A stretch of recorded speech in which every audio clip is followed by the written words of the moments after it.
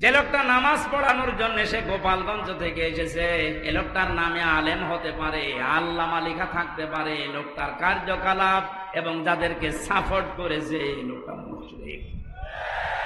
জালেমের পক্ষে যদি কেউ অবস্থান নেয়, তিরমিজি শরীফের হাদিস, নবীজি বলেন কিয়ামত পর্যন্ত কোন মানুষ যদি কোন জালেমকে সাপোর্ট করে, ভালোবাসে, সমর্থন জানায়, সে আমি নবীর উম্মত থেকে বের হয়ে যায়। তাম দুনিয়া জানে ওই মহিলা জালেম, কথা বলেন না কেন? তাম পৃথিবীর ভেতরে যে তালিকা আপনি দেখবেন ইন্টারনেটে, 100 জনের তালিকা আছে, তার ভেতর ওনার নাম আছে। আপনি জানা শোনার পরও তার মার্কা নিয়ে দাঁড়ালেন, আপনার বিবেক নেই। আবার জননী নাম দিলেন, সাপোর্ট করেন, সমর্থন জানান, তার সাফাই গান, আপনি নবীর উম্মত থেকে বের হয়ে গেছেন। আপনার পেছনে নামাজ হবে কি করে? এই জন্যই তো জেলখানায় আপনার নামে বদদুয়া হইতো। আমি নিজে দেখেছি, মাওলানা মামুনুল হক বারবার আমাকে বলতো, হামজা আমি যদি বাইরে যেতে পারি জীবনে কোনো মুশরিকের জন্য জানাজা পড়াবো না, ওদের কবরেও দেব না।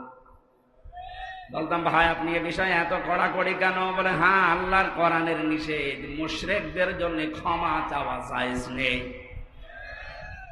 আপনি সরাসরি জালেমকে জননী বানিয়ে দিলেন, তার সাপোর্ট করেন, তার নৌকা নিয়ে আপনি ভোটে দাঁড়ান, আপনি তো বড় জালেম। কথা বলেন না কেন? কি করতেন আপনি নৌকা নিয়ে?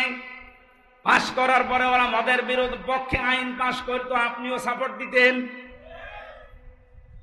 আল্লাহ যেটা নিষেধ করে ওটা কেউ যদি করতে চায় সে শিরিক করে, আর শিরিক যে করে সে মুশরিক হয়ে যায়।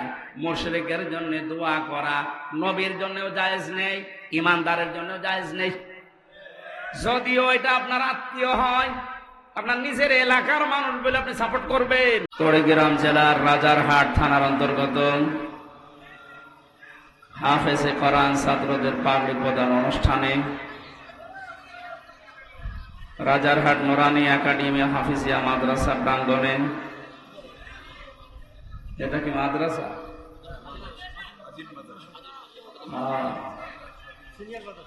রাজারহাট সিনিয়র ফাজিল মাদ্রাসার ময়দানে তাফসীরুল কোরআন মাহফিলের স্বনামধন্য সভাপতি বিশিষ্ট আলেমে দ্বীন পীরজাদা আলহাজ মাওলানা হাবিবুল্লাহ সিদ্দিকী দামাত বারকাতুহুল আলিয়া, এতক্ষণ যারা আলোচনা রাখলেন আপনাদের এলাকার সন্তান মাওলানা সিরাজুল ইসলাম ফারুকী, মাওলানা খন্দকার রেজাউল ইসলাম,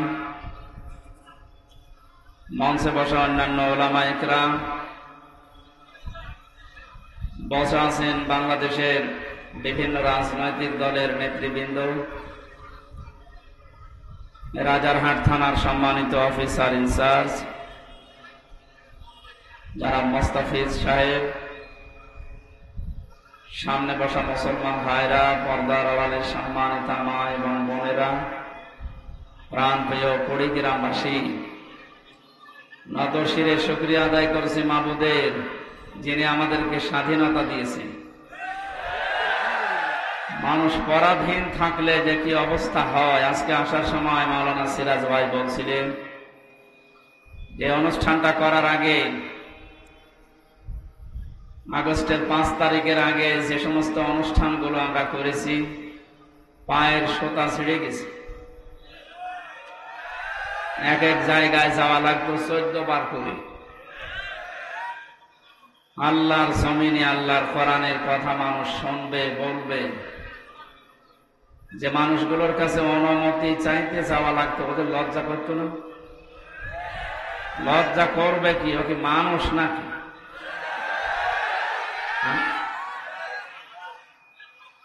মানুষ হলে তাদের কাছে কোরআনের কথা বলতে যাওয়ার জন্য অনুমতি চাইতে যাওয়া লাগবে। তারা মানুষ কি করে হয়? এটা তো শুধু মুসলমানদের জন্য আল্লাহ দেয়নি। হাদা বায়ানুল লিন্নাস হুদাল লিন্নাস, এ বায়ান, এ বক্তব্য পৃথিবীর মানুষের জন্য, সে যে ধর্মে বসবাস করতে পারে। সুতরাং এ বক্তব্যগুলো আল্লাহ দিয়েছেন তাম পৃথিবীর সব মানুষের জন্য। তাও আল্লাহ দিয়েছেন জীবিত মানুষদেরকে আমার কোরআনে কারিম শোনাও। হাদা বায়ানুল লিন্নাস ওয়া হুদান ওয়া রাহমাতুল লিকাওমিন ওয়া মাউইযাতুল লিল মুত্তাকিন। আল্লাহ তাআলা বলেন এর ভেতরে যত বক্তব্য আছে আমি আল্লাহ দিয়েছি এটা জিন্দা মানুষের জন্য। অথচ 15.5 বছরে কি দেখলাম আমরা, জীবিত মানুষদের সামনে কোরআনের কথা শোনানো উচিত না। আপনি পড়তে পারেন, পড়েন, শোনান, মরে গেছে তখন পড়েন, মরে গেলে পড়ে করবো কি? এমন একটা দিক আর বিভাগ ছিল না যে জায়গায় দুর্নীতির থাবা ছিল না। যারা উপদেষ্টা দায়িত্বে এখন আছে কি বলছে দেখেন না, যেখানে হাত দেয় ওই জায়গাটায় দুর্নীতিগ্রস্ত। আপনি আলেমদেরকে কোরআনের কথা বলতে দেননি, আলেমদের ক্ষতি করেননি, করেছেন আপনি নিজের ক্ষতি। কত বড় দুর্নীতিগ্রস্ত হলে এদেশের জাতীয় মসজিদের খতিব পর্যন্ত পালিয়ে যায়। লজ্জা আছে ও লোকটা আবার আজকে এসেছে নামাজ পড়াতে, ওর পেছনে নামাজ হয় না? যে লোকটা নৌকা মার্কা নিয়ে ভোটে দাঁড়ায় ওর পেছনে নামাজ পড়া যায়? যাস এই জন্য পিটিয়ে বের করে দিয়েছে মুসল্লিরা। কিসের নামাজ? আপনার পেছনে নামাজ পড়লে আমার মনে হয় আপনার পেছনে না পড়ে মোদির পেছনে পড়া ভালো। আপনি আর মোদি তো সমান, সেও নৌকার সাপোর্টার, আপনিও নৌকার সাপোর্টার। আরে নামের আগে আপনি মুফতি লিখে রেখেছেন, কিসের মুফতি? জেলখানার ভেতরে যে সমস্ত কওমি আলেমরা ছিল, মাওলানা সাখাওয়াত হোসেন রাজি, মাওলানা মামুনুল হক, এনাদের উপরে তো এদেশে কওমি মাদ্রাসার আর পরিচিত আলেম নেই। তাদের পাশাপাশি তো ছিলাম 3 বছর জেলখানা। তারা এই লোকটাকে ঘৃণা করে। যেই দিন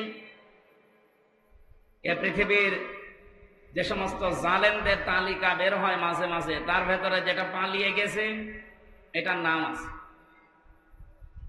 850 বছর আগে লক্ষণ সেন পালিয়েছিল, আর 850 বছর পরে পালিয়েছে এইটা। এতদিনের ভেতরে পৃথিবীর ইতিহাস কেউ ক্ষমতা ছেড়ে পালিয়েছে আমরা শুনি নাই, কোনো জায়গায় পড়ি নাই, কিন্তু এই যে নিজে দেখলাম। এই পালিয়ে যাওয়ার পর থেকে চট করে ঢুকে পড়বো এই আশা অনেকে ব্যক্ত করছে যে আমি কাছাকাছি আছি, চট করে ঢুকে পড়বো। আপনি বাস্তবতা টের পাচ্ছেন? পালিয়ে যাওয়া ইমাম যদি মসজিদে ঢুকলে এই অবস্থা হয়, আজকে ঢাকা রণক্ষেত্র হয়েছিল বায়তুল মুকাররম। যারা এর সাথে জড়িত, এই সন্ত্রাসী কর্মকাণ্ডের সাথে নিরীহ মুসল্লিদের যারা পিটিয়েছে, প্রত্যেকের আমরা শাস্তি দাবি করছি। ভণ্ডামি করার জায়গা পান না, নামাজ পড়াতে এসেছে জোর করি। মনে হচ্ছে ওর পেছনে নামাজ পড়তে মানুষ লালায়িত হয়ে আছে। যেই দিন এই জালেমাকে কওমি জননী উপাধি দিয়েছিল এই শয়তানটা, সেই দিন থেকে কওমি মাদ্রাসার আলেমদের মন থেকে এই আলেম নামে জালেম উঠে গেছে। জেলখানায় ওর নামে বদদোয়া হইতো। এই রুহুল আমিন যে লোকটা, ওর বাবা ভালো ছিল, আল্লাহর ওলি নিঃসন্দেহে, মাওলানা শামসুল হক ফরিদপুরি, আল্লাহ তাকে হায়াতে তার জিন্দেগির গোনাগুলো যেন মাফ করে জান্নাতের সুউচ্চ মাকাম দান করে। কিন্তু তার কাছ থেকে কি পয়দা হয়েছে? নির্ভেজাল টাটকা একটা শয়তান, আলেম নামে কলঙ্ক, আলেমদের নাম বলতেও ঘৃণা করে লোকটা। সাপোর্ট দিত এই জালেমকে, আর কাজ পায়নি, নৌকা মার্কা নিয়ে দাঁড়িয়েছে। যদি কুকুর মার্কা নিয়ে দাঁড়াতেন তাও ভালো হতো। ইয়াজিদ যেমন গালি হয়ে গেছে এই পৃথিবীতে, আমার মনে হয় যে জালেম পালিয়েছে, ওর নামও এই পৃথিবীতে একটা গালি হয়ে যাবে ইনশাআল্লাহ। কারণ কত মানুষের চোখের পানি হা শব্দ লেগে আছে। জেলখানার বিভিন্ন তালা থেকে রাতের গভীরে যখন তাহাজ্জুদ পড়তে উঠতাম, এই যে বিডিআর ছাড়া আপনাদের এই কুড়িগ্রাম, লালমনিরহাট, পঞ্চগড়, এ সমস্ত জায়গার বহু বিডিআর এখনো জেল খাটতেছে বিনা কারণে, কিচ্ছু জানি না। একজন মুরব্বীকে দেখতে পেয়েছিলাম, বলছে হামজা ভাই আমার আর 1 মাস পরে চাকরি শেষ হয়ে যেত, অথচ আজ 13-14 বছর আমি জেলে আছি, কিচ্ছু জানি না, আল্লাহর কসম। রাতের গভীরা যখন নামাজে দাঁড়িয়ে দেখতাম এই লোকটা শব্দ করে, এমন একটা আবেগ নিয়ে শব্দ বলতো, এটা আরো সে চলে গেছে। শুধু এই বিডিআরদের চোখের পানি না, 13টা অপরাধ করেছেন এই 15.5 বছরে, যেটা মাপ পাওয়ার মতো না। সবচাইতে জঘন্য অপরাধে আয়না ঘর বানানো, এর চাইতে জঘন্য অপরাধে পৃথিবীতে আর নেই। জীবিত মানুষকে এভাবে মানুষ কষ্ট দিতে পারে। আমার মনে হয় দেশের 18 কোটি মানুষ যদি আপনাকে মাফ করে দেয়, ব্যারিস্টার আরমানের বউ জীবনও মাফ করবে না। ইয়াসিদ এই শব্দটা কি খারাপ? অনেক সুন্দর নাম, কিন্তু সে জালেম হওয়ার কারণে তার নামটাকে আল্লাহ গালি বানিয়ে দিয়েছে। এই কুড়িগ্রামে কোন হিন্দুকে যদি বলেন ভাই ছেলে হয়েছে 5,000 টাকা দেব, ইয়াসিদ রাখেন, কি নাম, অথচ নামটা কি খারাপ বলেন?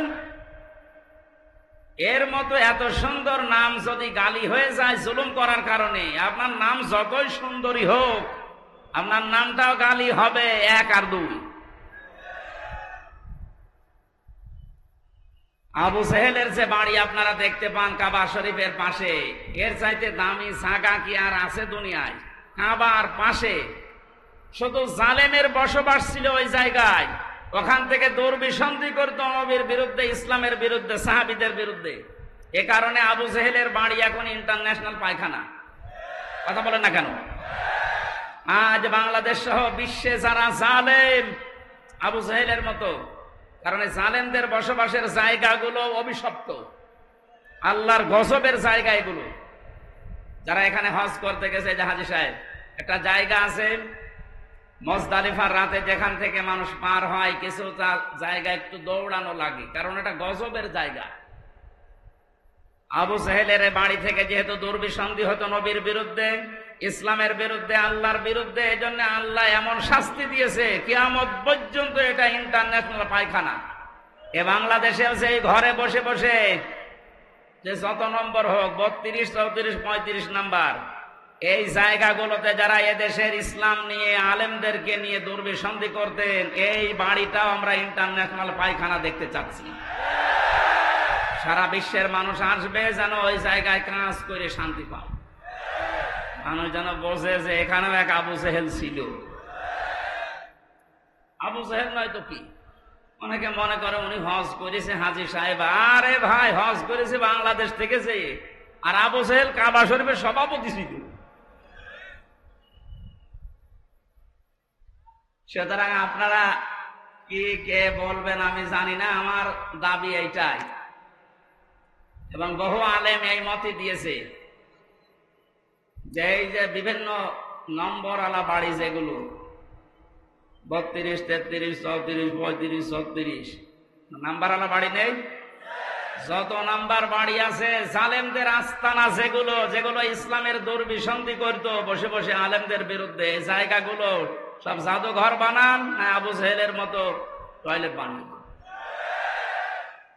আমি কাবা শরীফ ঘর আসছিলাম উপর দিয়ে, জায়গা পাইনি নিচ দিয়ে, হঠাৎ শেষ করে 7 পাক মারার পরে আমার অবস্থা খারাপ। আমি ওই আবু সেহেলের যে বাড়ির পাশে, আমি জানতাম না যে ওটা ওর বাড়ি, ওখানে যেয়ে দেখছি আমার পেটে ব্যথা করছে।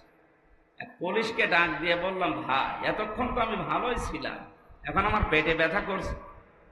পুলিশ আমারে বলছে, ইয়া হাজিউল হুজ্জাত আয়না বিলাদুকা, হাজি দেশ কোথায়? যে তুমি বাংলাদেশ, বাংলাদেশ থেকে এসেছি। আমারে বলছে, আপনি জানেন না এটা কোন জায়গা? না তো। আবু সেহেলের বাড়ি। আপনি এখনো পায়খানা না করে দাঁড়িয়েছে, তাড়াতাড়ি যান। আমি কাজ করে দেখি আমার পেটের ব্যথা ভালো হয়ে গেছে। আমার মনে হয় এদেশেও যাদের পেটে ব্যথা উঠবে, এই জালেমদের এই সমস্ত আস্তানাতে গিয়ে টয়লেট করলে পেটের ব্যথা ভালো হয়ে যাবে, কারণ জায়গাগুলো সব গজবের জায়গা। এদেশে তো দেখতে পেয়েছি আগস্টের 5 তারিখের পর থেকে আলেমদের যত আস্তানা ছিল জালেমদের, এদেশে প্রায় জালেমের আস্তানায় ভাঙা শেষ। এই এলাকায় মনে হয় এখনো শুরু হয়নি। আমার কুষ্টিয়ায় যে 2টা ছিল, ইট খুলে নিয়ে চলে গেছে, এমনকি টয়লেটের প্যান তাও খুলে নিয়ে চলে গেছে, ওইটাও রাখবে না। জালেমদের প্রতি আল্লাহরও রাগ আর আল্লাহর বান্দাদের তো রাগ আছে। সুতরাং সে লোকটার লাখ লজ্জা নেই। কোন লজ্জায় আপনি আসলেন সেই গোপালী থেকে আবার এই নামাজ পড়াতে ঢাকার বুকে? পিটিয়ে মেরে ফেলিনি মানুষ, তাই তো ভালো। আজ 15 জনের উপরে আহত। যে অবস্থার সৃষ্টি হয়েছে, 24 ঘন্টা সময় দিয়েছে সেই আলেমরা যে ওকে গ্রেফতার করে ডিম দেওয়া হোক, কোনো অসুবিধা নেই। আমার রিমান্ডে 10 দিন নিয়ে ডিম দেয়নি, আমারে দেখিয়েছিল যে এই যে আমরা এইটা দেই। আমাকে শুধু দেখিয়েছেন আর রোজা করেছে। আজকে আমরা সরাসরি ওরে ডিম দিতে চাচ্ছি, রাজি আছেন?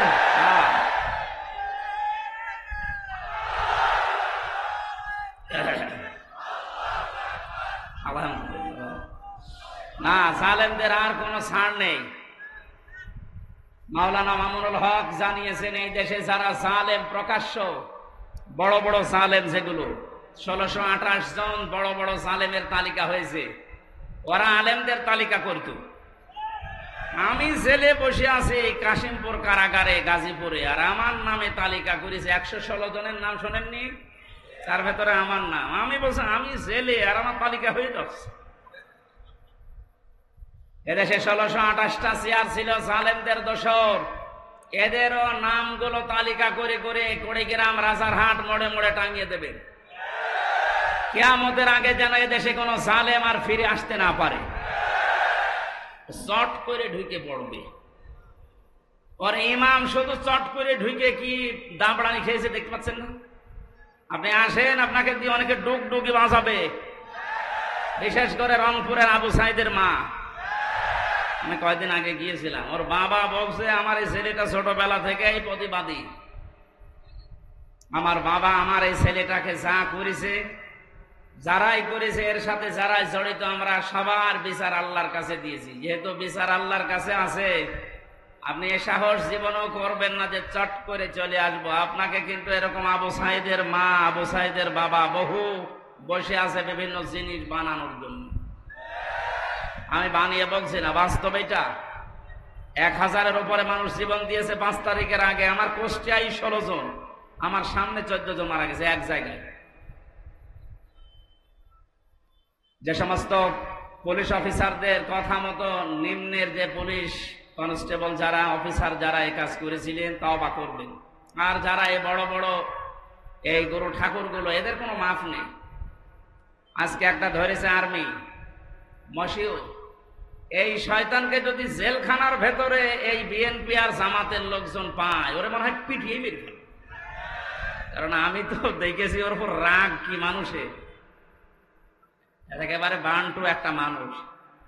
ও বলে নাকি যে বিএনপি জামাতের লোক না মানলে আমার শরীরে জোশ আসে না। এবার নেন, আর্মির হাতে পড়িস, পিটিয়ে সোজা করে ফেলবে। এই জন্য সাধারণ পুলিশ কনস্টেবল যারা, এই মানুষগুলো হুকুমের আসলে দাস ছিল, এদের কিছু করারও ছিল না। তারপরেও এরা আরো নিরপেক্ষ থাকতে পারত। যে মানুষগুলো হুকুম দিয়েছে, এই যে বেনজির, কিসের বেনজির? ওর কোনো নজির নেই। এই লোকটা সহ এখন যারা জেলখানায় আছে, পুলিশের সাবেক আইজি, এর আগের আইজি, এরপরে কিছু মানুষকে ওএসডি করেছে। আর যারা ধরা পড়তেছে, আর ওই যে হাউং আঙ্কেল আছে, হাউং আঙ্কেল, এইগুলো সহ যেন আমার তালিকা আজকে আমি দেখলাম দুপুরবেলা 180 জনের একটা তালিকা করেছে। এই জালেমদের বড় বড় দোসর যারা প্রশাসনে ছিল, একটাকেও এদেশের মানুষ ক্ষমা করবে না ইনশাআল্লাহ। জুলুম করলে আল্লাহ মামলা দেবে, তিনি জানিয়েছে। আর আমরা তো 100টা দেব। আমারে ধরার পরে বলেছিল যা যা বলতে বলছে, এগুলো যদি না বলেন 50টা মামলা দেব। আমার মামলা কয়েকদিন আগে সব খারিজ হয়ে গেছে, সব খারিজ হয়ে গেছে। কোনো মামলা আর নেই, বেকসুর খালাস। যে জজ ছিল, জজ আমারে মামলার এটা নথি দেখে বলছে কি দেখে বিচার করব, এর ভেতরে কোনো মাল নেই, যা একেবারে 100 ভাগ খালাস করে দিয়েছে। আমি বলতে গেলাম যে আদালত, আমার এই মামলা তো 3 বছর আপনার হাতে ছিল, তখন তো আপনি বলেন যে কোনো মাল নেই, এখন হঠাৎ করে বলছেন কোনো মাল নেই, কি দিয়ে বিচার করবো? মানে এটাই বলতো যে হুজুর আমার হাত বাঁধা ছিল। কি ছিল? এখন আমার হাত খোলা আছে, আমি এখন ওপেন, এখন আমি ন্যায় বিচার করতে পারবো বা করতে পারছি। আমরা চাই 1628টা চেয়ার এই দেশে মেন চেয়ার আছে, প্রত্যেকটা চেয়ার যেন এই জজের মতো হাত খোলা থাকে, আবু সাইদের মতো এভাবে হাত খোলা থাকবে। কথা বলেন ঠিক কিনা? আজকে যিনি ওসি এসেছেন ওনারও এখন হাত খোলা, আগে হাত বাঁধা ছিল, এখন তো হাত খোলা আছে। কিয়ামতের আগে যেন এরকম হাতগুলো আর কেউ বেঁধে দিতে না পারে। কি কথা বলছেন না কেন? আজকে রাত 12:30টার জরিপ দেখেননি? বিবিসি এবং আল জাজিরা থেকে একটা রিপোর্ট এসেছে, আন্তর্জাতিক সংস্থা। ওরা দিয়েছে দেশে 100 জনের 14 জন মানুষ এখনো পর্যন্ত জালেমদের সাপোর্ট করে যাচ্ছে। ঘুঘু দেখেছেন আপনি? ঘুঘুর ফাঁদ দেখেন, টের তো পাচ্ছেন না কিছু। 100 জনের 28 জন এখনো পর্যন্ত বিভিন্ন জিনিস মেরে খাওয়ার ধান্দায় আছে। আপনারা থামবেন। 100 জনের 58 জন মানুষ দেশে এখন চাচ্ছে যে ইসলাম দেশে রাষ্ট্রীয় ভাবে কায়েম হোক। এটা তো আমি বানালাম নাকি? আপনি আল জাজিরা নিয়ে আসেন, রাত 12:30টায় রিপোর্ট বের হয়েছিল। আমার কালকে ছিল ফরিদপুর, তার আগের দিন চট্টগ্রাম। এই আসার সময় গাড়িতে দেখতে দেখতে আসছিলাম ইন্টারনেট থেকে, আন্তর্জাতিক খবরগুলো কি আসে দেখি। বাংলাদেশ দিয়ে একটা রিপোর্ট তারা বের করছে। এখন দেশের অবস্থা এই, 58 জন মানুষ চাচ্ছে এদেশে ইসলাম কায়েম হোক, ইসলামের হাতে দেশটা যাক। 28 জন মানুষ চাচ্ছে না আমাদের হাতে দিন। আর 14 জন মানুষ এখনো পর্যন্ত জালেমদের দোসর এবং তাদের সাফাই গেয়ে যাচ্ছে। সাফাই যে গাচ্ছে দেখতে পাচ্ছেন না, মাঝে মাঝে video call, audio call open করে দেয়। আপা ঘাবড়াবেন না, আপনি ঘাবড়ালে আমরা নরম হয়ে যায়, তোরে নরম বানানো হবে। এ জেলার 2 জনকে কিভাবে পিটিয়েছে দেখতে পাচ্ছেন না?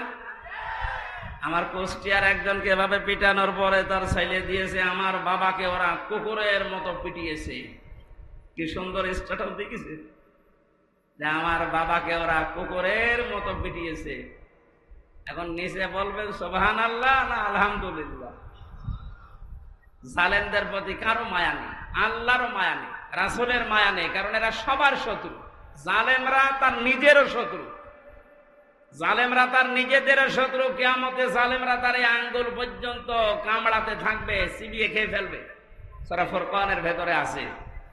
এই জন্যে জুলুম যারা করেছেন, আপনার দুনিয়া শেষ, আখেরাত তো শেষ আগে। আমরা এই ময়দানে এসেছি দল মত জাতি বর্ণ ধর্ম নির্বিশেষে দেশটাকে স্বাধীন করার জন্য। যেমন কোন দল ছিল না। বাংলাদেশ জামাত ইসলামের কেন্দ্রীয় আমির ডাক্তার শফিকুর রহমান কয়েকদিন আগে ঘোষণা দিয়েছেন, দেশ স্বাধীন করার জন্য যারা জীবন দিয়ে গেল, এখনো 2700 মানুষ হাসপাতালে বেঁধে কাতরাচ্ছে। এরা কোন দলের মানুষ না, এরা এই দেশের সম্পদ। এরা কি কোন দলের মানুষ? সবগুলো দেশের সম্পদ। এরা জাতির শ্রেষ্ঠ সন্তান। যদি মুক্তিযোদ্ধা বলতে হয় এদেরকে বলা যায়।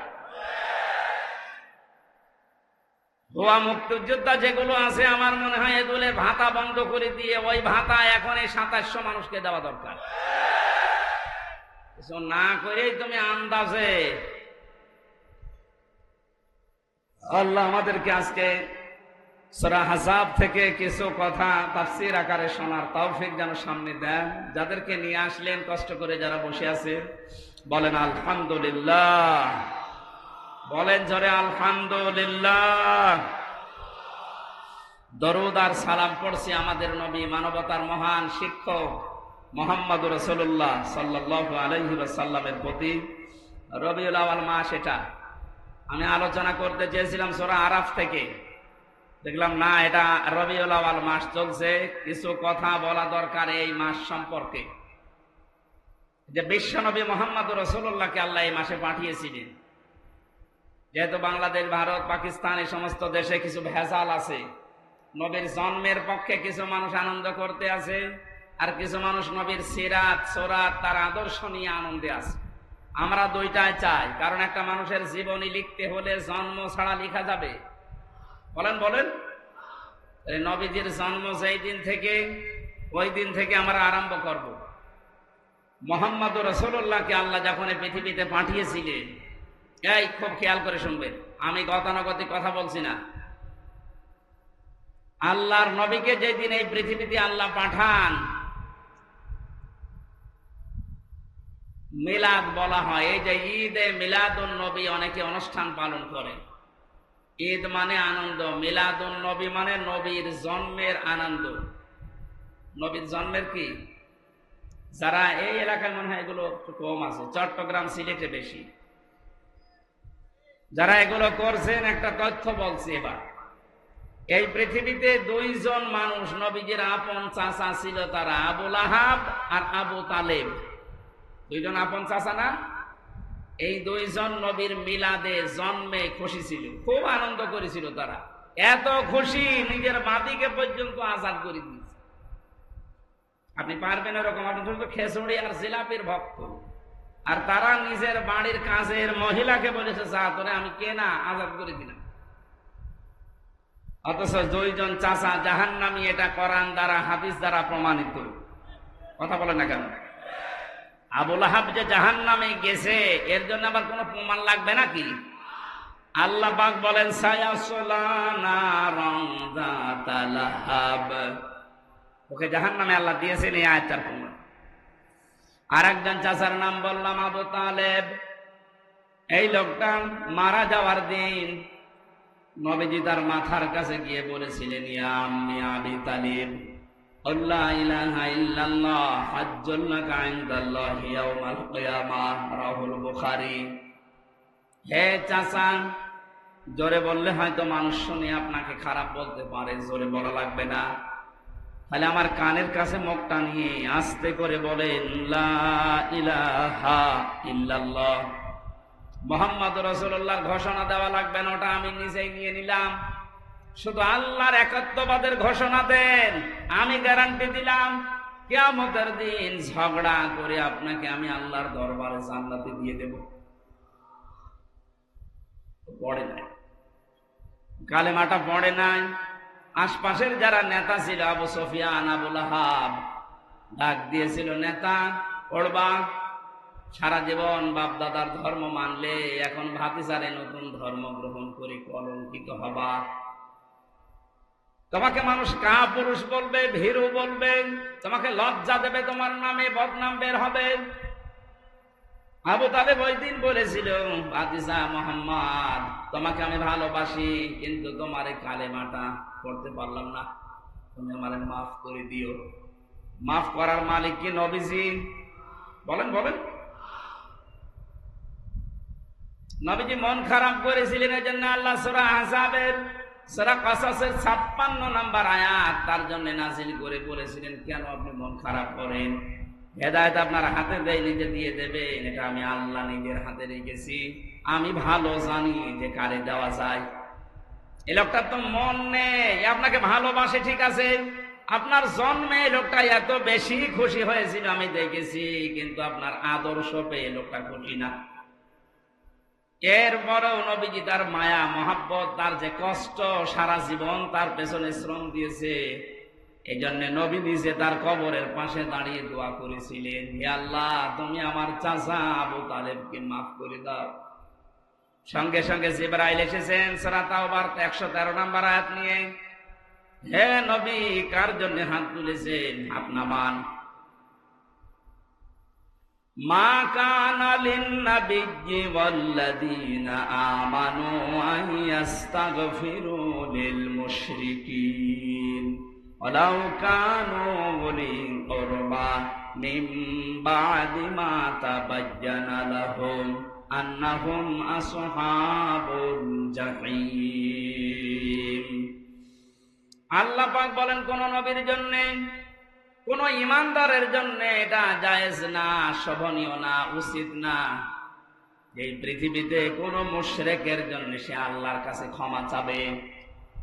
আল্লাহ বাদে অন্য কেউ আল্লাহর মতো কাজ পারে, এই কথা যারা বলে, বিশ্বাস করে, তারা মুশরিক।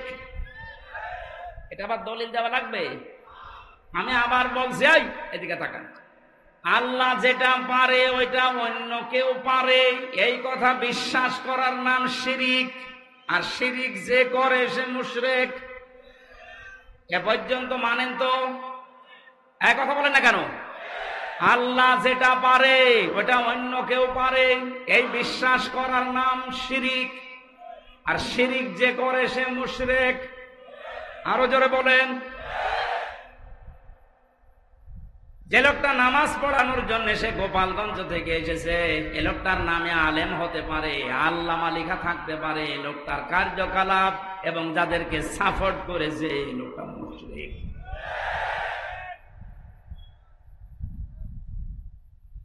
জালেমের পক্ষে যদি কেউ অবস্থান নেয়, তিরমিজি শরীফের হাদিস, নবীজি বলেন কিয়ামত পর্যন্ত কোন মানুষ যদি কোন জালেমকে সাপোর্ট করে, ভালোবাসে, সমর্থন জানায়, সে আমি নবীর উম্মত থেকে বের হয়ে যায়। তামাম দুনিয়া জানে ওই মহিলা জালেম। এই কথা বলেন না কেন? তামাম পৃথিবীর ভেতরে যে তালিকা আপনি দেখবেন ইন্টারনেটে, 100 জনের তালিকা আছে, তার ভেতর ওনার নাম আছে। আপনি জানা শোনার পরও তার মার্কা নিয়ে দাঁড়ালেন, আপনার বিবেক নেই। আবার জননী নাম দিলেন, সাপোর্ট করেন, সমর্থন জানান, তার সাফাই গান, আপনি নবীর উম্মত থেকে বের হয়ে গেছেন। আপনার পেছনে নামাজ হবে কি করে? এই জন্যই তো জেলখানায় আপনার নামে বদদুয়া হইতো। আমি নিজে দেখেছি, মাওলানা মামুনুল হক বারবার আমাকে বলতো, হামজা আমি যদি বাইরে যেতে পারি জীবনে কোনো মুশরিকের জন্য জানাজা পড়াবো না, ওদের কবরেও দেব না। বলতাম ভাই আপনি এ বিষয়ে এত কড়াকড়ি কেন? বলে হ্যাঁ, আল্লাহর কোরআনের নিষেধ, মুশরিকদের জন্য ক্ষমা চাওয়া জায়েজ নেই। আপনি সরাসরি জালেমকে জননী বানিয়ে দিলেন, তার সাপোর্ট করেন, তার নৌকা নিয়ে আপনি ভোটে দাঁড়ান, আপনি তো বড় জালেম। আরে কথা বলেন না কেন? কি করতেন আপনি নৌকা নিয়ে? পাশ করার পরে ওরা মদের বিরোধ পক্ষে আইন পাশ করতো, আপনিও সাপোর্ট দিতেন। তাহলে আল্লাহ যেটা নিষেধ করে ওটা কেউ যদি করতে চায় সে শিরিক করে। আর শিরিক যে করে সে মুশরিক হয়ে যায়। মুশরিকের জন্য দোয়া করা নবীর জন্যও জায়েজ নেই, ইমানদারের জন্যও জায়েজ নেই। যদিও এটা আপনার আত্মীয় হয়, আপনার নিজের এলাকার মানুষ বলে আপনি সাপোর্ট করবেন। এবার কোরআনের আয়াত একটা শোনেন, আপনি তো নিজেও জানতেন, ইয়াউমা নাদউ কুল্লা উনাসিন বিইমামিহিম। সূরা বনী ইসরাঈলের 72 নম্বর আয়াতের প্রথম অংশে আছে, রংপুর কুড়িগ্রাম এলাকার মানুষেরা কান খাড়া করে শোনেন আর বিবেক দিয়ে ভাবেন। বুদ্ধি আল্লাহ আপনাকে এমনি দেয়নি, শুধু জিলাপি খেয়ে রবিউল আউয়ালে শেষ করে দেবেন এজন্য আপনাকে আল্লাহ পাঠায়নি, পাঠিয়েছে আপনার বিবেককে কাজে লাগাতে। আপনি একটু ভাবেন তো, কিয়ামতের দিন আল্লাহ বলেন আমি তোকে ডাকবো বিচারের জন্য, কিন্তু তোকে একা ডাকবো না, আগে ডাক দেব তোর নেতা নেত্রীকে, এরপরে তোকে। এটা তো আমি বানালাম না? ইয়াউমা নাদউ কুল্লা উনাসিন বিইমামিহিম। সূরা বনী ইসরাঈল 15 নম্বর পারা 8 নম্বর পৃষ্ঠার 3 নম্বর লাইনের 72 নম্বর আয়াতের প্রথম অংশে আছে। যত তাফসীর আমি পড়েছি জীবনে, সব মুফাসসির আয়াতের ব্যাখ্যায় একই কথা লিখেছেন। আল্লাহ বলেন কিয়ামতে যখন তোকে আমি ডাক দেব, আজ বিচার হবে, তোরে আগে না, আগে ডাকবো তোর নেতাকে। কাকে? আগে নেতা থাকবে, এরপরে আপনি। বিবেক যদি থাকে বলেন তো, আপনি যে নেতার নেতৃত্ব মেনে চলেন, যাকে আপনি আদর্শ মনে করেন, যার পেছনে স্লোগান দেন, যাকে ভোট দেবেন বলে আপনি আশা করে আছেন, এই লোকটা যদি আপনার সামনে থাকে, আপনি তার পেছনে, আপনার কি মনে হয় যে আল্লাহ আপনাকে মাফ করবে? এখনই যদি বলেন না, ধরা খাবেন না।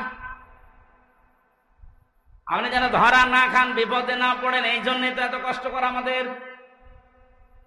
এত কম দুঃখে সেই কুষ্টিয়া থেকে পর্যন্ত এত দূর পথ পাড়ি দিয়ে আমার আশা আবার চলে যাওয়া লাগবে কোন কারণে? আপনি যাচ্ছেন, আমি দেখতে পাচ্ছি কোরআনের চোখ লাগিয়ে যে জাহান্নামে যাচ্ছেন, আপনি ধরা খাবেন। এমন কোন মানুষের পেছনে থাকা যাবে না, রায় দেওয়া যাবে না যারে দেখলে আল্লাহর রাগ হয়। এরকম মানুষ দেশে নেই। আপনি এমন মানুষের পেছনে থাকবেন, রায় দেবেন, সমর্থন জানাবেন যাকে দেখলে আল্লাহর কথা মনে হয়। এরকম মানুষ দেশে নেই। আমার তো ডাক্তার শফিকুর রহমানের দিকে তাকালে মনে হয় যে আল্লাহর কথা মনে পড়ছে। কথা বলে না কেন? আর কাওয়া কাকুর দিকে তাকালে আমার মনে হয় শয়তান তো আমি দেখিনি, যদি দেখতাম তো এরকমই হয়তো। টাটকানির ভেজাল শয়তান। এই বয়স এখনো পর্যন্ত দাড়ি কেটে সেটে মনে হচ্ছে যে ইয়াং হবে, অথচ কবরে এক পা চলে গিয়েছিল। আল্লাহ দয়া করে একটু ফিরিয়ে দিয়েছে, তারপরও যদি একটু ভালো হবে না, শয়তানে আরো বেড়েছিল। এখন আর ইঁদুরের গর্ত খুঁজে পাচ্ছে না, কোথায় যে আছে ও জানে আর আল্লাহ। পরবর্তীতে শুনলাম উনি জালেমের অনুসারী। এই 5 তারিখের আগ পর্যন্ত তার দাপট কি গো। 5 তারিখের পরে শুনিয়েছে ও কোথায় গেছে ও জানে আর আল্লাহ জানে, ওরে খুঁজে পাওয়া যাচ্ছে না। আমার তো মনে হচ্ছে কোরআনের পাখি যে স্বপ্নগুলোর কথা বলেছিলেন সবগুলো আল্লাহ একটা একটা করে দেখাচ্ছে। উনি বলেছিলেন জালেমরা এদেশে ইঁদুরের গর্ত পাবে না, ঠিক তাই হয়ে গেছে। বলেছিলেন শুধু ঝাঁকা দেওয়া হবে, দিল্লি গিয়ে পড়বে, তাই পুলিশ বলতো যে আমেরিকায় পড়বে, তাও তো হইতো, যা বলেছে তাই হয়েছে। ওনার আর একটা স্বপ্ন ছিল, বলেছিল এই দেশে জালেমদের নাকের উপরে কালেমার পতাকা পথ করে উড়বে ইনশাআল্লাহ। সেই স্বপ্ন এখন বাস্তবায়নের পথে ইনশাআল্লাহ, ওটা আমরা দেখতে পাচ্ছি। 58 জন যখন চাচ্ছে দেশে যে ইসলাম রাষ্ট্রীয়ভাবে কায়েম হোক, আর কিছুদিন যেতে দিন, এদেশের 100 জনে 100 জনই চাইবে যে না আমরা কোরআন চাই। কারণ 53 বছর তো আমরা দেখেছি, আমার এখন 33, আমি দেখিনি, মুরব্বী দেখতে পারি বাপ। 75 জন যারা মুরব্বী আছে তারা দেখেছেন, বাবা চালিয়েছিল, দুর্ভিক্ষে মানুষ মারেছে। কি দুর্ভিক্ষ হয়েছিল না? আমরা তো পড়িয়েছি শুধু। স্বামী চালিয়েছিল দেশ, চাচা চালিয়েছে, আপনাদের চাচা। ভাবি চালিয়েছিল, বউ চালালো দেখলাম। এখন শুধু বাকি আছে আল্লাহর এই কোরআন দিয়ে দেশটা চললে কেমন দেখা যায়, এটা আমরা দেখতে চাই না। আমার জীবনের সবচাইতে বড় আশা এটা।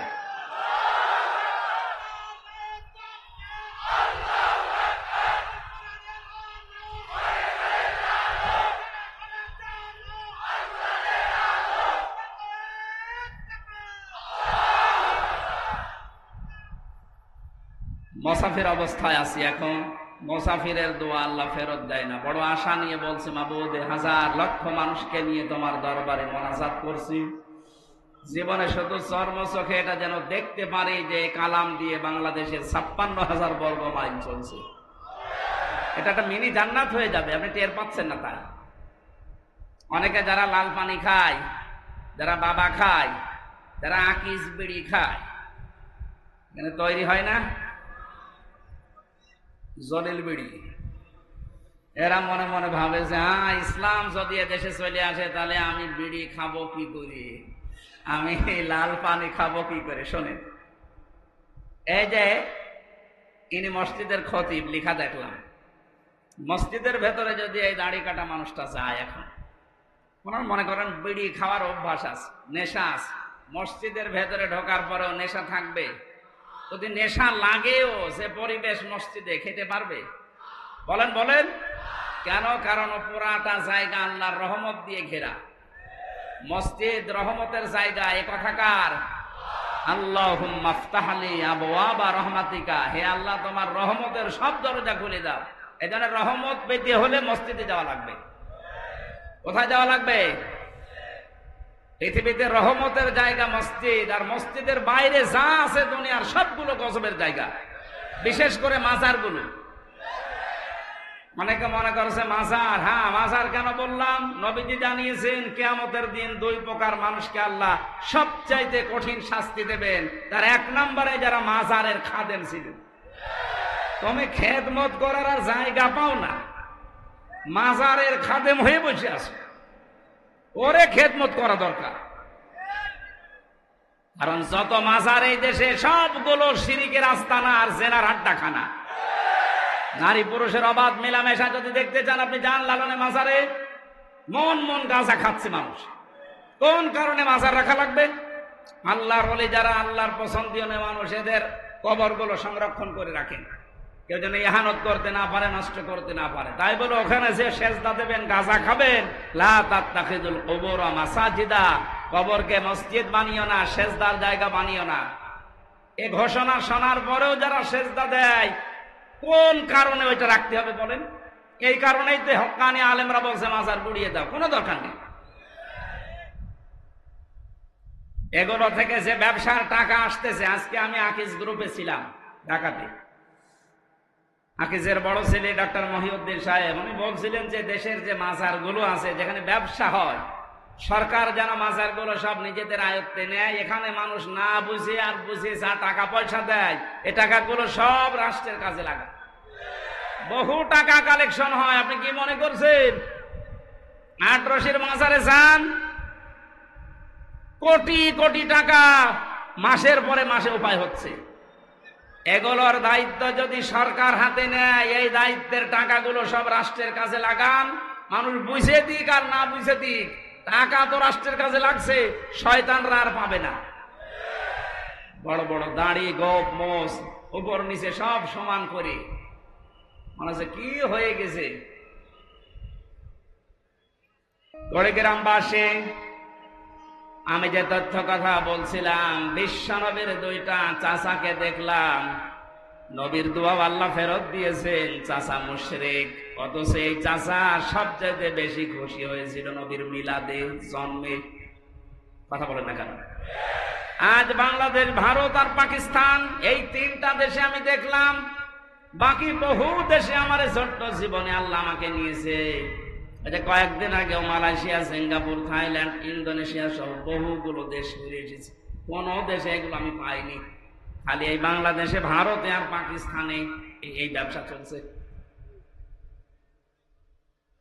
মানুষ ঈদে মিলাদুন নবীর নাম নিয়ে যা করছেন, আপনি যদি শুধু নবীর মিলাদ নিয়ে খুশি হয়ে বলেন যে আর কিছু লাগবে না, আপনি জাহান্নামে যাবেন আবু লাহাবের মতো আর আবু তালেবের মতো।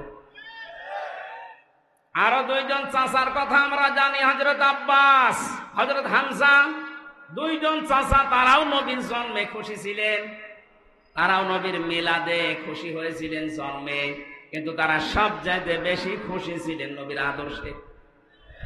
এজন্য হযরতে হামজা নিজের জীবন দিয়েছেন, নবীর আদর্শ ছাড়েননি। কথা বলেন ঠিক কিনা? হযরতে আব্বাস, তার কথার দিকে তাকান, মানজা কত আমাল ঈমান মানে রাদিয়া বিল্লাহি রাব্বা ওয়া বিইসলামি দীনা ওয়া বিমুহাম্মাদির রাসূলিল্লাহ সাল্লাল্লাহু আলাইহি ওয়াসাল্লাম নাবিয়্যা ওয়া রাসূলা। রাহ মুসলিম।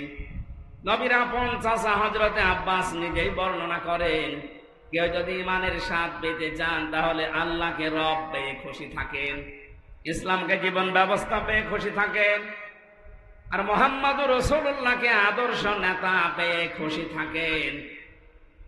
এই তিনটা বিষয় যদি আপনার ভেতরে পাওয়া যায়, আপনি ঈমানের স্বাদ পাবেন। জোরে বলেন সুবহানাল্লাহ। হযরত আব্বাস এটা পেয়েছিলেন, এই জন্যই তো হাদিস বললেন। উনি যদি না পেতেন, একথা বলতেন?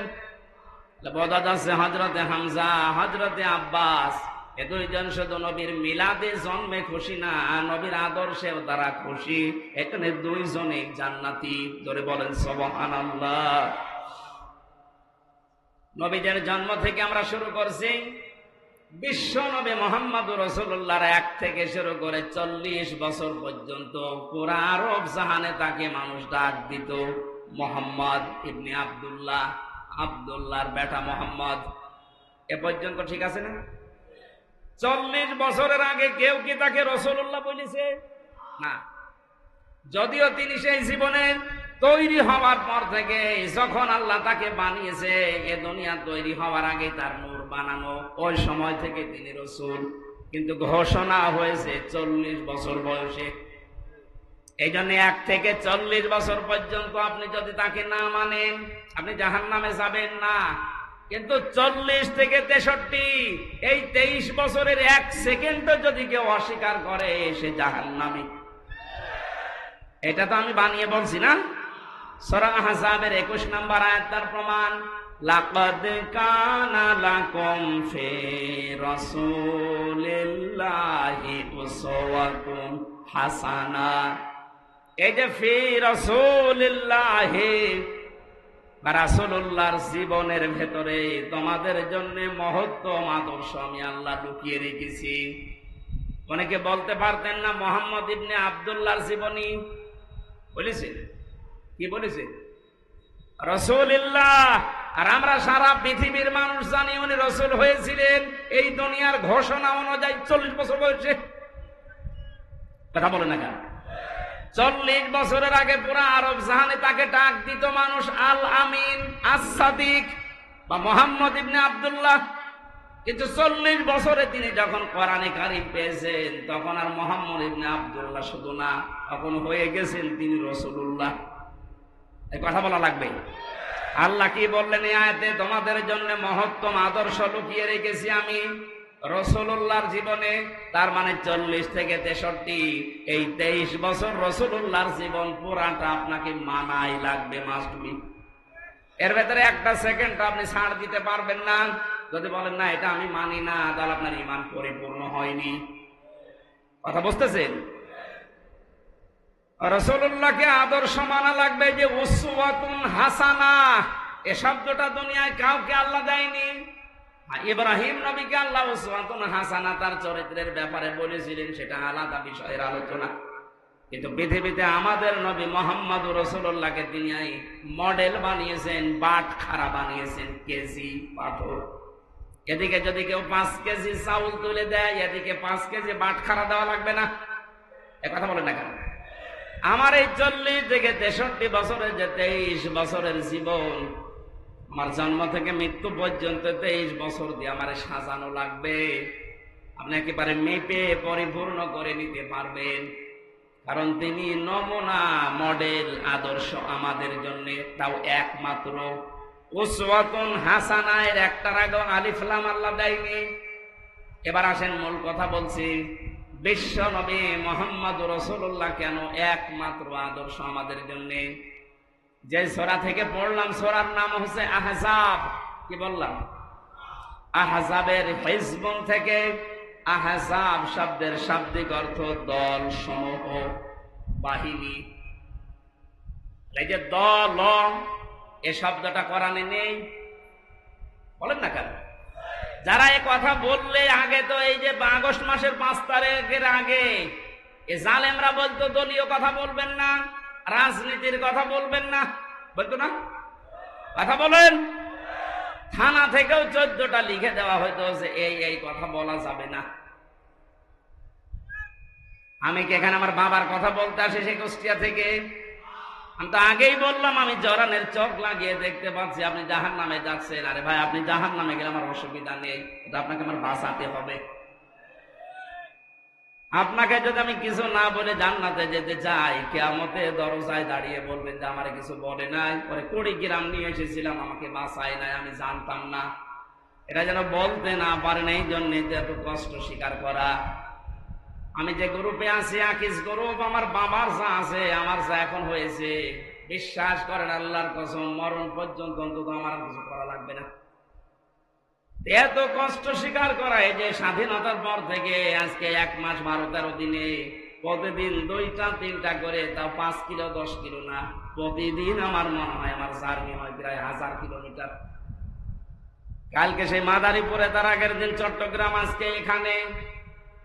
এভাবে প্রতিদিন 700-800-1000 কিলোমিটার দৌড়ানো লাগছে। আমি দেখতে পাচ্ছি জাতির মানুষেরা জাহান্নামের দিকে দৌড়াচ্ছে। এমন মানুষকে আপনি সাপোর্ট দিয়ে জাহান্নামে দৌড়াচ্ছেন, যারে দেখলে আল্লাহর রাগ হয়। আপনি যেন বাঁচতে পারেন, এই জন্যই বলছি দলের কথা বললে আপনার রাগ হয়। আপনি যে দল করেন দলই আপনাকে জাহান্নামে নিয়ে যাবে। দলের কথা কোরআনে যদি নাই থাকে তাহলে আয়াতগুলো আপনি বাদ দিয়ে দেবেন। সূরা আলে ইমরানের 103 নম্বর আয়াতে আল্লাহ জানিয়েছেন, ওয়াল তাকুম মিনকুম উম্মাতুন ইয়াদউনা ইলাল খায়র। অবশ্যই তোমাদের ভেতরে একটা দল থাকতেই হবে। কয়টা দল? আরো জোরে। আল্লাহর দৃষ্টিতে যে দলের কথা আছে কোরআনে, এ দল করতে হলে 4টা জিনিস লাগে। আপনার কি রাগ হয়ে গেল? না এই আয়াত বাদ দিয়ে দেবো? আমি যে নোট করেছি তাফসীর থেকে, কেউ যদি দল করতে চান মিলান তো আপনার দলে এগুলো আছে কিনা, নাকি আপনার আবার রাগ হয়ে যাবে? হ্যাঁ, আমি তাফসীরে হাক্কানি থেকে লিখেছি। যদি বিশ্বাস না করেন আমি পয়েন্টগুলো বলছি, বাড়িতে এসে মিলিয়ে দেখেন আপনার দলে 4টা শর্ত আছে কিনা। একটা দল যদি কেউ করতে চায়, কমপক্ষে একটা দলের ভেতরে 4টা জিনিস লাগে। প্রথমেই লাগে একজন নেতা। নেতা ছাড়া দল হবে? আল্লাহ পাক সূরা ইয়াসিনের ভেতরে নবীজিকে যে নেতা বলে ডাক দিয়েছেন, ইয়াসিন হে নেতা, এই সিন শব্দের ভেতরে 7টা ব্যাখ্যা পেয়েছি। আমি 5টা প্রধান ভাবে নিয়েছি আর 2টা নিয়েছি এর রূপক।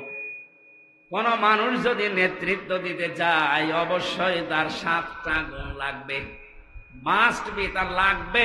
আন্দাজে নেতা হওয়া যায় না। 7টা গুণের প্রথম নাম্বার গুণ হচ্ছে তাকে বৈধ হওয়া লাগবে। কারণ এই পৃথিবীর যত নেতা, আমরা বিশ্ব নেতা বলি নবীদেরকে, কঠিন হয়ে যাচ্ছে। এ পৃথিবীর বিশ্ব নেতা নবীরা, নবী রাসূল দুনিয়ায় যারা ছিলেন আমরা জানি সবাই। এই আলেম কারা আছেন একটু খেয়াল করবেন। এটা এই দুনিয়ায় যারা বিশ্ব নেতা বলে দাবি করি আমরা, যে এগুলো বিশ্ব নেতা, অধিকাংশের দিকে তাকান তারা নবী ছিলেন। নবীরা নেতা ছিলেন না? ওয়াজআলনাহুম আইম্মাতান, আল্লাহ বলেন আমি এই পৃথিবীতে নবীদেরকে নেতা বানিয়ে পাঠিয়েছি। ইয়াহদুনা বিল হক, তারা সত্য পথে মানুষদেরকে আহ্বান জানিয়েছেন। এজন্য নেতা হওয়ার প্রথম বৈশিষ্ট্য আল্লাহ পাক দিয়েছেন, কেউ যদি নেতৃত্ব দিতে চায় তার জন্ম হওয়া লাগবে বৈধ। কারণ কোন নবীর রক্ত আল্লাহ কোন হারাম রক্তের ভেতরে প্রবেশ করার নাই। আজ বিশ্ব নেতার দিকে তাকান, পৃথিবীতে বহু মানুষ নিজেকে বিশ্ব নেতা বলে দাবি করছে, অনেককে করাচ্ছে, অথচ তাদের জন্ম ঠিক নেই। তাদের মা এক ধর্মের, বাবা এক ধর্মের। বেশি বলে ফেললাম। আমার ফাঁসি চাই, এ বইটা কেনেন, দেখেন। যদি রাগ হয়, বীর মুক্তিযোদ্ধা মতিয়ার রহমান রেন্টুর লিখা, লেখেন এই বইটা নিয়ে আসেন। এখন বাজারে পাওয়া যাচ্ছে, 15 বছর তো বাজেয়াপ্ত ছিল, এখন পাওয়া যাচ্ছে। দেখেন, মা এক ধর্মের, বাবার এক ধর্মের। আপনি আন্দাজে বিশ্ব নেতা বানিয়ে দিলেই হবে। নবীদের কথা বলছিলাম কেন, এটা কোরআন থেকে এবার দলিল নেন। হযরতে ঈসা নবী না, এরা কোন জামানায় আছে? হযরতে ঈসা কি? আরো জোরে বলেন। উনি যে নেতা ছিলেন কোন সন্দেহ আছে? ওনার জন্মের পরেই জাতির লোকেরা ওনার অবৈধ বলেছিল। আল্লাহ পাক বলেন, ফাশারাতে ইলাইহি ক্বালু কাইফা নুকাল্লিমু মান কানা ফিল মাহদি সাবিয়্যা। হযরতে মরিয়ম ইশারা দিয়েছিলেন দোলনার দিকে যে এই ছেলেটাকে জিজ্ঞাসা করো, নিজেই বলবে ও বৈধ না অবৈধ। জাতির লোকেরা বলেছে, ক্বালু কাইফা নুকাল্লিমু মান কানা ফিল মাহদি সাবিয়্যা, এতটুকু সিবিয়ান বাচ্চা কি করে দোলনা থেকে কথা বলবে? এ বলতে দেরি জাতির লোকের। হযরতে ঈসা দোলনা থেকে জবাব দিয়েছিলেন, ক্বালা ইন্নী আবদুল্লাহ, আমি অবৈধ সন্তান না, আমি আল্লাহর বান্দা। এতটুকু তিনি শেষ করেননি। হযরত ঈসা দোলনা থেকেই তিনি বললেন, আতানিয়াল কিতাবা ওয়া জাআলানি নাবিয়্যা, আল্লাহ পাক আমাকে সামনে কিতাব দেবেন এবং জামানার নবী করে আল্লাহ আমাকে পাঠিয়েছেন। অজালানি মুবারাকান আইনামা কুনতু ওয়া আওসানি বিস-সালাতি ওয়াজ-যাকাতি মা দুমতু হাইয়া। নেতৃত্ব যারা দেন, ও নেতারা কান খাড়া করে শোনেন। হযরত ঈসা ডাক দিয়ে দোলনা থেকে জাতির লোককে জানিয়েছে, আল্লাহ পাক আমাকে সামনে কিতাব দেবেন, জামানার নবী করে পাঠিয়েছেন। শুধু নবী না, ওয়াজআলানি মুবারাকান আইনামা কুনতু, আমি যেখানেই থাকবো জায়গাটা আল্লাহ বরকতময় করে দেবেন। নেতাদের বৈশিষ্ট্য এইটা, প্রথম গুণ তাদের, তারা যেখানে যাবে আল্লাহ ওই জায়গাটা বরকত দিয়ে ভরে দেয়। আজ দেশের দিকে তাকান, যে সমস্ত নেতা কোন জায়গায় গেলে ওই জায়গাটা ধর্ষণের সেঞ্চুরি করে, অন্যের বউ নিয়ে ভেগে যায়। এই যে দরবেশের জীবনী পাওয়া যাচ্ছে না এখন। কোন ব্যাংকারের বউ নিয়ে ভেগে গেছে। ঈসা আলাইহিস সালাম তিনি নেতা ছিলেন, তিনি বললেন আল্লাহ যেখানে আমাকে নেয় সেখানেই বরকত দিয়ে আল্লাহ ভরে দেয়। আপনি নবীর আদর্শের নেতা, তাকান আজ আমি নাম ধরেই বলছি, ডাক্তার শফিকুর রহমান যেখানেই যাচ্ছে মনে হচ্ছে বরকত দিয়ে ভরে যাচ্ছে। কুষ্টিয়ায় 16টা শহীদ পরিবারে 32 লাখ টাকা দিয়ে এসেছে কয়েকদিন আগে। এদেশে টাকা, কুড়িগ্রাম 8 লাখ দিয়েছে। যেখানে যাচ্ছে সেখানে বরকতে ভরে যাচ্ছে। মানুষ তার চেহারা দেখার জন্য পাগল। টাকালা লোক নেই এদেশে। দরবেশের মতো মানুষ 32 না 36,000 কোটি টাকা, 38। এমন নেতা যেখানে যায় শুধু মারিং, শুধু কাটিং। আর এমন মানুষকে আমরা দেখতে পাচ্ছি যেখানে যাচ্ছে বরকত দিয়ে ভরে যাচ্ছে। আপনি নেতা খুঁজে পান না, আন্দাজে লাফান। যেখানেই যাবে নেতা, তার কোয়ালিটি এটা, জায়গাটা আল্লাহ নিজে বরকত দিয়ে ভরে দেবেন। নেতারা কি বলেন, ওয়াউসানি বিস-সালাতি ওয়াজ-যাকাতি, আল্লাহ আমাকে আদেশ দিয়েছেন আমি যেন নামাজ পড়ি, আমি যেন যাকাত দেই। কি নেতা নামাজ পড়ে না? এরকম নেতা নেই। রাজশাহীর অধ্যাপক নজিবুর রহমান জামাতের নায়েবে আমির, উনি ঘোষণা দিয়েছেন এই দেশে যদি কেউ নামাজ না পড়ে, কেউ যদি সম্পদের যাকাত না দেয়, ওকে ভোট দেবেন না। এই কথা বলেন না কেন? উনি এই আয়াতের দলিল দিয়েছেন। নেতা ছিলেন হযরত ঈসা, তিনি জাতির লোককে বললেন আমি আদেশ পেয়েছি যে নামাজ পড়া লাগবে, যাকাত দেওয়া লাগবে। কতদিন? মা দুমতু হাইয়া, যতদিন আমি বেঁচে থাকি। নেতাদের আরো বৈশিষ্ট্য আল্লাহ বলেছেন, ওয়াবাররাম বিওয়ালিদাতি ওয়া লাম ইয়াজআলনি জাব্বারান শাকিয়্যা। বলেন আল্লাহু আকবার। আমার মনে হয় কোরআনের এই কথাগুলো একটু বানিয়ে বানিয়ে বলছি। আলেমদেরকে তাহলে জিজ্ঞাসা করেন বানাচ্ছি কিনা। সবগুলো তাফসীর থেকে আমি পড়ে এসেছি। নেতারা তাদের মা বাবার ভক্ত হয়। এমন নেতা তাকান, ঢাকাতেই পড়ে আছে সারা জীবন, মা বৃদ্ধাশ্রমে কাটায়। এদেশে নেই। নাম ধরা লাগবে। কিসের নেতা আপনি? নেতৃত্ব দেওয়ার জন্য 4-7টা কোয়ালিটি লাগে। তার 1 নম্বরে নেতারা হবে বৈধ সন্তান এবং বৈধভাবে নেতৃত্ব দেবে। এই 15.5 বছর যারা নেতৃত্ব দিয়েছে অধিকাংশ গুলো অবৈধ। এই জন্য আমরা সময় দিতে চাচ্ছি, যারা দায়িত্বে আছেন একটা সম্মানজনক সময় নিয়ে এমন একটা সংস্কার করে দেন তাড়াতাড়ি, যেন দিনের ভোট রাতে না হয়। কথা বলে না কেন? তাড়াহুড়া করে যদি তাদেরকে নামিয়ে বলে না ভোট দিয়ে দেন, কি হবে? ওই দিনের ভোট রাতে হয়ে যাবে। কারণ যারা আছে এখনো পর্যন্ত জালেম বসে আছে চেয়ারে। কথা বলেন না কেন? 100 জনের 65 জন জালেমকে বদলি করা হয়েছে। এখনো পর্যন্ত 35টা জালেম চেয়ারে আছে। এদেরকে আমরা সময় দিচ্ছি, তাড়াতাড়ি নামিয়ে দিন। কোন জালেম যেন চেয়ারে না থাকে, কারণ এগুলো ক্যান্সার। এগুলো থাকলে আবার দিনের ভোট রাতে করে ফেলবে। এক লোক বিয়ে করে বাসর ঘরে বউ রেখেছে। দাদি শাশুড়ি যে বলছে, ওই নাতির বউ আমি কিন্তু পতি চাই। ঠিক আছে, আমার সময় দেবেন তো? শাশুড়ি এসে বলছে, বৌমা আমার নাতি চাই।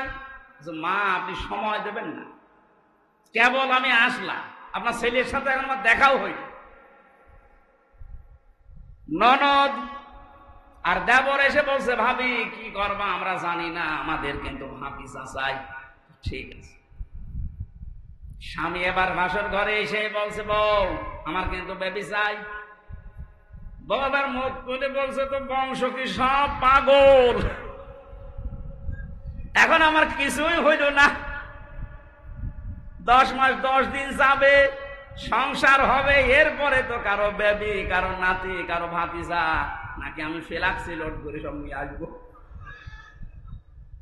দায়িত্ব যাদের দিয়েছি অন্তত 10 মাস 10 দিন সময় তো দেবেন, কেবল 1.5 মাস।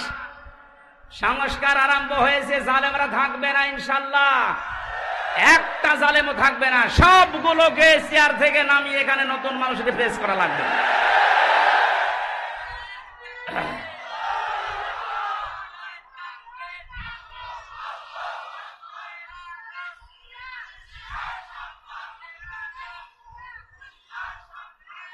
সময় যদি আপনি না দিয়ে বলেন যে না তাড়াতাড়ি দেন, তাড়াতাড়ি দিয়ে করবো কি?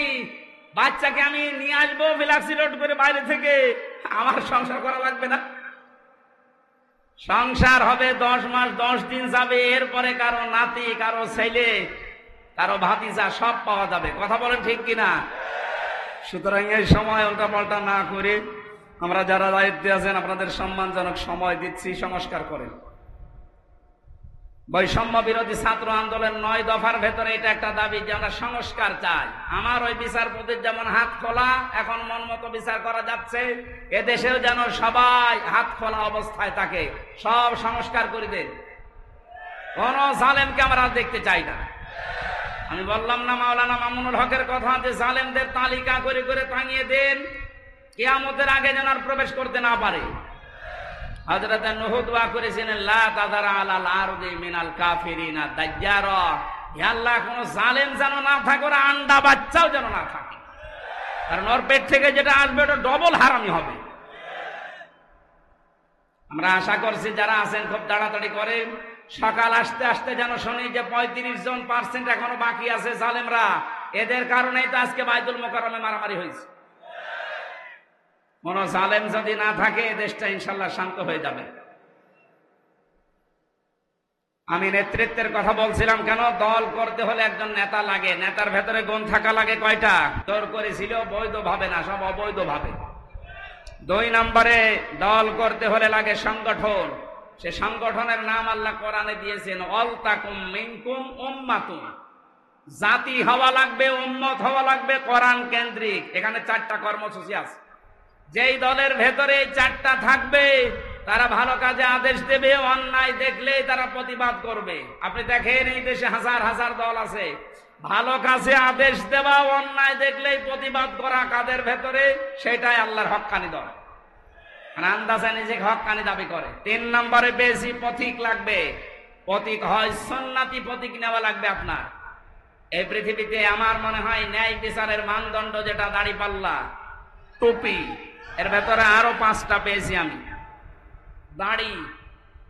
দাড়ি পাল্লা, টুপি, এগুলো সব ন্যায় বিচারের প্রতীক, সুন্নাত, আল্লাহর নবীর আদর্শের ভেতরে এগুলো ছিল। যদি আপনার মার্কা নিতে হয় এরকম মার্কা নেবেন, হয় টুপি মার্কা নেন, নাই দাড়ি পাল্লা মার্কা নেন।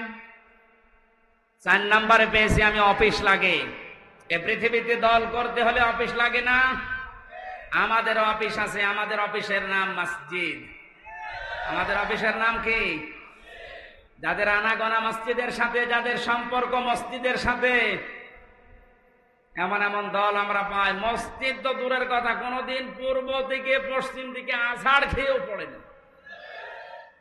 যদি আষাঢ় খেয়ে পড়েও তো দিল্লির দিকে পড়ে, পশ্চিম দিকে পড়বে তো না। আমাদের এই অন্তরটা ঝুলিয়ে রাখা লাগবে কিসের সাথে? মসজিদের সাথে। বলেন বলেন। নবীজি বলেন যার অন্তর সবসময় মসজিদের সাথে ঝুলে থাকে, এক ওয়াক্ত নামাজ পড়ে বের হয়ে যায়, আবার কখন নামাজ পড়তে যাবে এরকম মন যার, এই লোকটাকে কিয়ামতে আরশের ছায়া আল্লাহ নিজে স্থান দিয়ে দেবেন। জোরে বলেন সুবহানাল্লাহ। তাহলে অনুসরণ করা লাগবে মোহাম্মদ ইবনে আব্দুল্লাহকে না রাসূলুল্লাহকে? আল্লাহর নবীকে অনুসরণ করলে 27টা উপকার হয় দুনিয়া আখিরাত মিলে। কয়টা? আরো জোরে বলেন। 1 নম্বরে আল্লাহ পাক বলেন, এ পৃথিবীতে একজন মানুষকে আমি পাঠালাম যাকে অনুসরণ করলে জীবনের গুনাহগুলো মাফ হয়ে যায়। قُلْ إِن كُنتُمْ تُحِبُّونَ اللَّهَ فَاتَّبِعُونِي يُحْبِبْكُمُ اللَّهُ وَيَغْفِرْ لَكُمْ ذُنُوبَكُمْ وَاللَّهُ غَفُورٌ رَّحِيمٌ। সূরা আলে ইমরানের 31 নম্বর আয়াতে আছে, ইবনে কাসিরে পাবেন। হে নবী, আপনি বলেন, যদি আল্লাহকে ভালোবাসি এ দাবি করো তাহলে আমার অনুসরণ করো। আমার অনুসরণ যখন থেকে আরম্ভ করবা ওই সময় থেকে আল্লাহ 2টা পুরস্কার দেবে। 1 নম্বরে জীবনের গুনাহগুলো মাফ করে দেবে, 2 নম্বরে জান্নাতি বলে ঘোষণা দিয়ে দেবে। এবার আমার প্রশ্ন, অনুসরণ করা লাগবে নবীকে পূর্ণাঙ্গ না আংশিক? না না, এদিকে তাকান। এই যে ফাত্তাবিউনি, আমার অনুসরণ করো, এ কথা বলতে নবীজি বলেছেন অনুসরণ কি আংশিক না পূর্ণাঙ্গ? আমাদের অনুসরণ কি আংশিক হয় না পূর্ণাঙ্গ? আমরা হয়তো আজ অনেকেই দাড়ি, টুপি, পাগড়ি, জুব্বা, খাবারের পরে মিষ্টি খাওয়া, মেশাক করা, এইগুলো নিয়ে ব্যস্ত। কিন্তু নবীর জীবনে যে আরো আছে, পূর্ণাঙ্গ করতে হলে বিশ্ব নবী খাবারের পরে যেমন মিষ্টি খেয়েছিলেন, নামাজের আগে যেমন মেশাক করেছিলেন, এই নবী 10 বছর কোরআন দিয়ে রাষ্ট্র চালিয়েছিলেন। এইটা আপনার কাছে সুন্নাত মনে হয় আর ওইটা আপনার কাছে রাজনীতি মনে হয়। আপনি মানুষ, আমার মনে হয় নবী এখন বেঁচে থাকলে আপনি এটাই বলতেন। এই জন্য আমাদের অনুসরণ আমরা দেখতে পাই যে আংশিক হচ্ছে, পূর্ণাঙ্গ হচ্ছে না। আর যারাই যুগে যুগে দেখলাম পূর্ণাঙ্গ অনুসরণ করেছে তারা মাপ পেয়েছে, তারা জান্নাতের গ্যারান্টি পেয়ে গেছে। আর যারা পূর্ণাঙ্গ অনুসরণ না করে আংশিক অনুসরণ করেছে তারা জাহান্নামী, তারা মাফও পায়নি, জাহান্নামে গেছে। তার প্রমাণ আব্দুল্লাহ ইবনে উবাই। এরকম অনুসরণ পূর্ণাঙ্গ না আংশিক? আংশিক ছিল। ওর পুরা জীবন আমি পড়েছি। আব্দুল্লাহ ইবনে উবাইয়ের পুরা জীবনের ভেতরে আমার এক জায়গায় শুধু ত্রুটি পেয়েছি, ইসলাম দিয়ে কোরআন দিয়ে দেশ চলুক এইটাও চাইতো না। তাছাড়া বাকি সব অনুসরণ ওকে পেয়েছি আমি।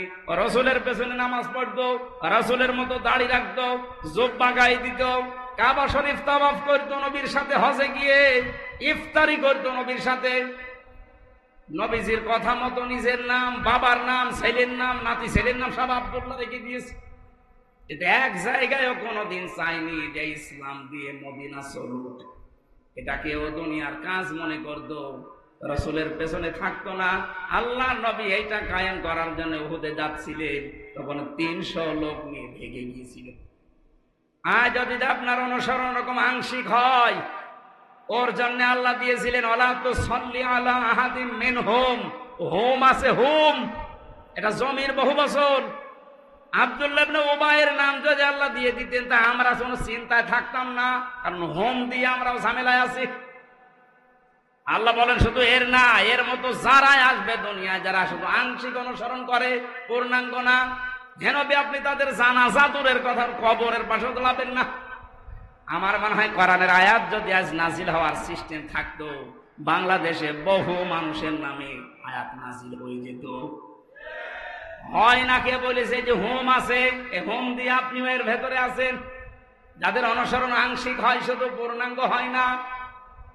আল্লাহ আমাদেরকে যে 27টা বিষয় আমি আজকে নোট করেছি আয়াত থেকে, তার একটা প্রমাণে রাসূলকে অনুসরণ করা লাগবে একমাত্র, কেবলমাত্র, শুধুমাত্র এই জন্যে, কারণ তাকে অনুসরণ করলে জীবনের গুনাহ মাফ হয়ে যায়। সম্মানিত মা বোন যারা এসেছেন, 6 জন নারীকে আপনার আদর্শ বলে ঘোষণা এসেছে হাদিস কোরআনে। তার 1 নম্বরে হযরতে খাদিজাতুল কুবরা রাদিয়াল্লাহু তাআলা আনহা। তাকে আল্লাহ সালাম দিয়েছিলেন যে কারণগুলোতে, তার অন্যতম কারণ তিনি স্বামীকে সাহায্য করতেন, ইসলামের পথে চলতে, ইসলাম কায়েম করতে, ইসলাম প্রচার করতে। যারা সাহায্য করেন স্বামীকে, যারা স্বামীর জন্য পাহারায় থাকেন, সব সময় স্বামীকে সাহায্য দোয়া করেন, তারা খাদিজাতুল কুবরার সাথে জান্নাতে থাকতে পারবে। আল্লাহ আমাদের মা বোনদেরকে খাদিজার মতো জীবন অনুসরণ করার তৌফিক দিন। আমরা যতটুকু বলেছি এতটুকুর উপরে আমল করার তৌফিক কামনা করে শেষ করছি।